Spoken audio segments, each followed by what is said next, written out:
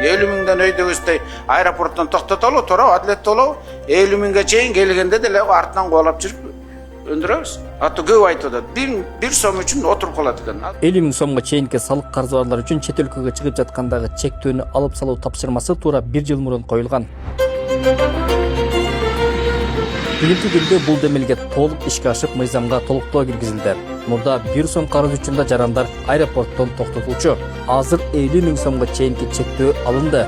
Мындан тышкары дагы бир тапшырма болгон. QR код менен төлөдү, сразу чыкты, пограничники отпустил. Макулбу? Жарайт. Бул да толук ишке ашты. Салык KG сайтында мурда талаш тартыштагы карыздар көрүнчү эмес. Азыр ал функция кошулду.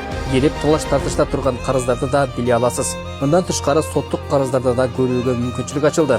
Биздин баракчада ийне жибине чейин түшүндүрүп бергенбиз. Кирип карап чыксаңыз болот.